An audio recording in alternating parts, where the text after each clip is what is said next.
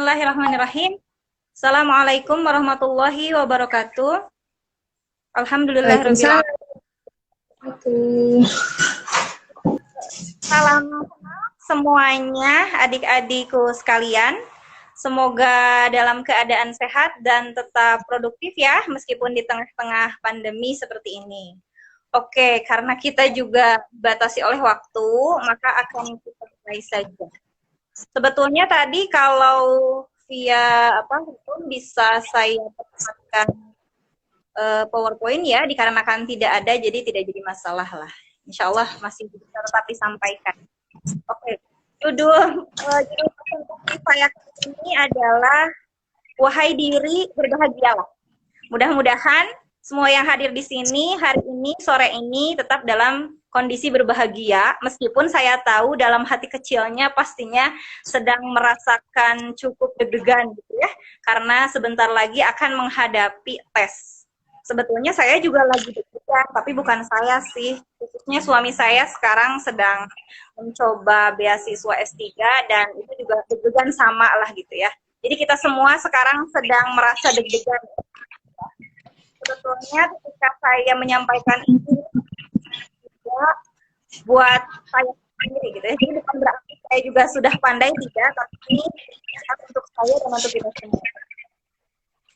Jadi adik-adik sekalian, hidup ini, ketika kita hidup di dunia ini, itu sebetulnya masalah. Kan enggak? Itu kan semua jadi ini adalah jangankan kita gitu ya.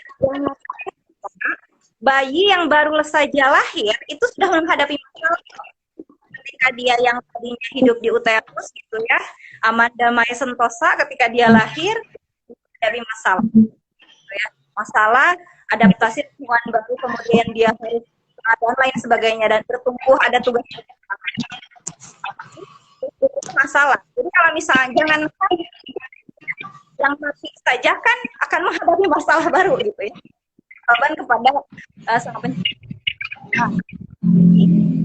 Untuk kita ketahui bahwa hidup itu kita pasti punya ekspektasi ya teman-teman, adik-adik sekalian. Jadi kita punya ekspektasi, kita punya harapan. Harapan untuk A, harapan untuk B. Tapi ternyata terkadang ekspektasi itu sesuai dengan realitas. Kadang juga tidak. Misal ketika saya ingin kuliah di Poltekkes, tapi ternyata tidak keterima. Ternyata realitasnya saya harus masuk ke Universitas Pajajaran gitu kan, tadi berarti ekspektasinya tidak sesuai dengan realitas. Ada yang ekspektasinya itu sesuai dengan realitas, ada yang tidak. Tapi yang terpenting adalah bagaimana sih sikap terbaik kita menghadapi itu.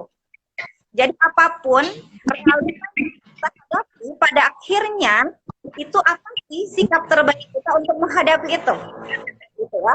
Dulu ketika saya mau masuk Poltek, tapi ternyata tidak keterima, nangis-nangis baik gitu ya, hingga pada akhirnya Allah yang lain tidak sengaja melihat spanduknya pada akhirnya masuk Poltek gitu. Nah kemudian adik-adik perlu pahami kita itu di dua area. Di dua area, satu itu adalah area yang menguasai kita. Area yang menguasai kita itu adalah takdir. Takdir itu kan kita nggak bisa milih lahir di mana, kita juga nggak bisa milih loh atau enggak nanti lulus ujian. Tapi ada area yang itu ada area ikhtiar. Ada area ikhtiar di situ gitu. Jadi di area inilah kita bisa berupaya gitu ya. Nah jadi harus dinikmati dan dijalani. Ini kan suaranya gimana sekarang, udah jelas belum? Kenapa itu gambarnya ada yang sedih-sedih begitu? Udah Kak, udah bagus suaranya sekarang. Ini tadi gitu ya, kita tuh hidup di area yang bisa kita kuasai, yaitu area ikhtiar. Kalau yang satu lagi area yang tidak bisa kita kuasai, yaitu area takdir. Area takdir itu misalnya kita nggak bisa milih mau dilahirkan di keluarga yang mana gitu. Tapi kalau misalnya area yang kita kuasai itu contohnya kita mau rajin atau mau malas gitu. Contohnya itu. Nah, jadi hingga pada akhirnya kita lebih fokus, kita sekarang kita harus fokus ke area yang kita sukai. Kita harus pelan-pelan ngomongnya. Kita harus fokus pada area yang kita kuasai. Jadi area ikhtiar nih, gitu ya. Nah, contohnya, jadi harus fokusnya gimana? Ada 3 langkah. Ini sering dibilangin sama Agim, gitu ya. Ada ikhtiar, ada doa, sama ada tawakal. Kalau pasrah di mana? Pasrah itu adanya di tawakal. Catat ya, ada ikhtiar, ada doa, ada tawakal. Tawakal itu di awal dan di akhir. Jadi ikhtiar itu adik-adik sekarang kan ikut bimbel, mengeluarkan uang gitu ya untuk ikut bimbel, teruslah berikhtiar beli buku dan lain sebagainya, menghabiskan waktu untuk belajar dan lain sebagainya, itu adalah ikhtiar. Nah, selain daripada ikhtiar, itu adalah orang yang beriman gitu ya, maka kita harus berdoa. Doanya seperti apa? Nanti kita bahas. Nah, jadi kalau misalnya sudah melakukan 3 aspek itu, kita sudah ikhtiar maksimal dengan belajar, melakukan segenap upaya, kemudian kita berdoa, akhirnya kita tawakal. Pasrah teh. Jadi pasrah itu bukan berpasrah diri. Yang disebut pasrah itu bukan kayak di film-film sinetron, kemudian tanpa ada ikhtiar terus pasrah aja. Tapi yang disebut dengan tawakal itu adalah pasrah setelah ikhtiar. Oke, jadi tidak ada motivasi terbesar selain motivasi yang diberikan oleh Sang Pencipta kita, gitu ya. Jadi gini, kemarin kan Ibu Ana request saya gimana caranya anak-anak ini bisa menerima kemungkinan terburuk. Karena kalau kemungkinannya bagus, maka siap ya, siap menerima kenyataan kalau diterima jadi PNS, itu pasti sudah pada siap lah gitu ya. Tapi bagaimana kalau misalnya ternyata tidak diterima? Oh, jadi gerak-gerak katanya tangannya. Oke, jadi ada di surat Al-Insyirah ayat 5 sampai 6. Saya bacakan artinya saja. Karena sesungguhnya sesudah kesulitan itu ada kemudahan. Sesungguhnya sesudah kesulitan itu ada kemudahan. 2 kali Allah bilang. Jadi adik-adik perlu ketahui, kesulitan itu diapit oleh 2 kemudahan. Gitu. Jadi nanti jangan gini, aduh kan ini udah kesulitan nih, nanti ada kemudahan, atau nanti ada sulit lagi. Jangan berpikir kayak gitu, tapi berpikirnya kesulitan itu diapit oleh 2 kemudahan, gitu ya. Jadi gimana caranya biar nggak stres? Itu merubah paradigma. Aduh, masih kecepatan ya. Jadi harus merubah paradigmanya dulu. Ya. Jadi ingat, Allah itu memberikan kita kemudahan itu 2 kali, sedangkan kesulitan itu 1. Jadi kesulitan diapit oleh 2 kemudahan. Itu yang pertama. Kemudian yang kedua ada di surat Al-Baqarah ayat 216. Artinya, boleh jadi kamu membenci sesuatu padahal ia amat baik bagimu, dan boleh jadi pula kamu menyukai sesuatu tapi ia amat buruk bagimu. Jadi, kalau yang saya sarankan adik-adik sekalian, berdoanya jangan maksa ya. Berdoanya jangan maksa. Jadi, ya Allah pokoknya aku tuh pengen keterima. Gak boleh gitu, itu maksa namanya. Pokoknya mau gimana caranya, pokoknya ya Allah aku mah pokoknya pengen keterima, itu mah maksa namanya. Gitu. Jadi berdoanya, ya Allah berikanlah aku yang terbaik menurut Engkau. Aku sudah melakukan ikhtiar semaksimal mungkin, hasilnya aku serahkan kepadamu, itu yang lebih baik. Gitu. Nah, sekarang saya akan coba kasih tahu doanya nih ya. Kalau saya tuh dulu, saya itu sebetulnya orang yang panikan. Ya, kalau mau ujian tuh deg-degan, Bu Ana tahu lah. Dulu ketika kita lagi kuliah, tahu aduh gimana gitu ya hebohnya. Tapi ternyata ada doa gitu ya. Ada doa yang bunyinya gitu ya. Allahumma la sahla illa ma ja'altahu sahlan wa anta taj'alul azna idza syi'ta sahlan. Ya Allah,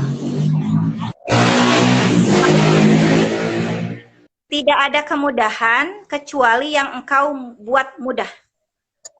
Dan Engkau menjadikan kesedihan itu, jika Engkau kehendaki, pasti ia akan menjadi mudah. Ini agak ribet sedikit doanya, tapi ada yang lebih singkat. Robbi yassir wa yassir mimbil khair. Itu ya. Artinya Robbi yassir, ya Allah mudahkanlah. Wala tu'asir, jangan persulit.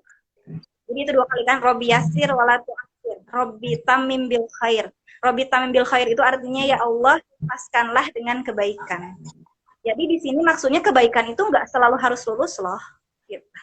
Kalau kata Allah tidak lulus yang terbaik, itu maka ya terima saja. Tapi tentu saja, tuh kalau kayak gitu jadinya nggak usah ikut ikhtiar ya, nggak gitu juga. Jadi kalau bagi seorang yang beriman, tidak ada yang sia-sia, sedikit pun tidak ada yang sia-sia. Mau musibah, mau kebahagiaan, mau kesedihan, maka itu harus harus diterima gitu ya. Memang sih tidak mudah ngomong, tapi ya. Nah, kemudian satu hal lagi yang lebih simpel lagi dari doa yang tadi, kalau misalnya kita supaya dimudahkan menerima itu, ucapkan alhamdulillah ala kulli hal. Alhamdulillah ala kulli hal. Segala puji hanya bagi Allah dalam setiap keadaan. Berdoa itu nggak harus pakai bahasa Arab. Allah itu paham gitu ya, mau dengan bahasa apapun, mangga silahkan. Dan betul, berdoa itu harus spesifik, adik-adik. Berdoa yang spesifik. Jangan misalnya doa sabu jagat ya, doa sabu jagat semua. Robbana atina fid dunya hasanah wa fil akhirati hasanah. Untuk bisa yang spesifik. Kalau yang lebih tipsnya yang lebih simple lagi, yang lebih praktis. Aduh, sinyalnya. Yang pertama adik-adik sama kedua orang minta doa spesifik sama ayah dan bunda, terutama bunda. Nanti minta doa sama ibu. Jadi ibunya terutama ya, ke ayah juga, tapi terutama pada ibu, karena suka ada tuh yang mau ujian tuh minta doa sama kiai siapa gitu ya. Ya Allah deh, jauh-jauh ke kiai, ke ibumu. Nah, doa yang tidak terhalang itu salah satunya adalah doa ibu loh gitu. Jadi minta doanya ke ibu aja, ibu doain aku ya, tapi spesifik doanya, misalnya Bu doain aku ditenangkan ketika ujian, Bu doakan aku dimudahkan, ditenangkan gitu ya, karena kan meskipun sudah siap secara materi juga susah juga ya. Jadi minta doa secara yang tadi, doanya spesifik, kemudian minta doanya sama kedua orang tua, khususnya ibu. Gitu, minta maaf dulu sama bunda-bundanya gitu ya. Jadi minta ridhonya dari kedua orang tua. Jadi minta ridhonya ke ayah bunda kalau misalnya ada dosa-dosa gitu kan ya. Kalau nyuci pakai air, kalau mau nyuci boleh, kalau enggak juga enggak apa-apa. Yang jelas kan kita minta ridhonya ya. Kita minta ridhonya sama ayah bunda kayak gitu. Dan sebetulnya intinya gini nih, siap menerima kemungkinan terburuk itu aja lah gitu ya. Harus siap menerima kemungkinan terburuk jikapun memang kita mendapatkan hasil yang pahit, itu tetap tidak sia-sia gitu ya. Kemudian salah satu prinsip hidup saya yang bisa dibagi ke adik-adik, orang yang selalu beruntung itu adalah orang yang selalu bisa mencari hikmah di setiap kondisinya. Jadi orang yang ini sudah ada penelitiannya loh secara ilmiah ya, ada profesor siapa gitu saya lupa, sudah diteliti ilmiah bahwa orang yang selalu beruntung itu adalah orang yang selalu bersyukur ya, yang masih setiap kondisi hidup kayak gitu. Kayaknya itu aja deh ya, mudah-mudahan semoga dimudahkan.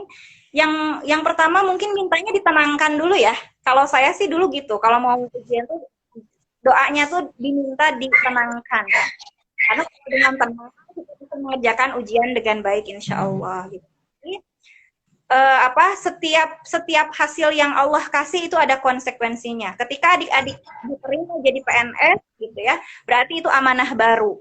Ingat, semua amanah itu akan dimintai pertanggungjawaban. Jadi kalaupun keterima alhamdulillah, maka dilaksanakan tugasnya dengan sebaik-baiknya gitu ya. Kemudian jikapun tidak keterima juga alhamdulillah ala kulli hal juga. Karena berarti Allah menginginkan jalan yang lain yang harus jadi tetap bahagia dan tersenyum. Itu aja mungkin. Ya. Dari saya semoga dimudahkan. Oke, Kak Kiki.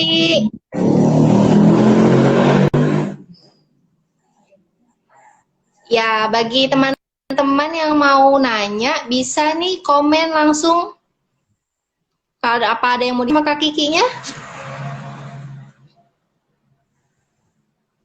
Serasa masih muda ya dipanggil kakak, padahal udah kepala 3. Emang mukanya masih muda, Kak? Mukanya masih muda. Alhamdulillah. Ya, Ada yang mau ditanya ke Kak Kikinya?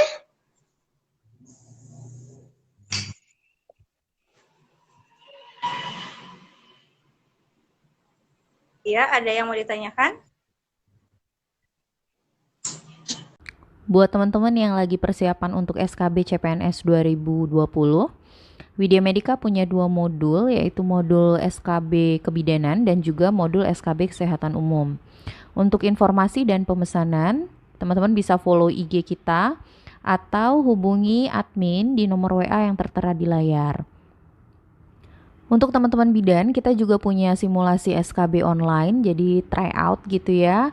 Nah, tryout ini ada 5 paket soal, ada 500 soal, ada kunci jawabannya, ada pembahasannya. Kemudian kamu juga bisa melihat skor dan ranking dari seluruh peserta yang sudah mengikuti ujian. Oke, thank you for watching our videos. Kita ketemu lagi di video berikutnya. Jangan lupa nyalakan lonceng supaya kamu dapat notifikasi ketika kita ada upload video baru. Terima kasih.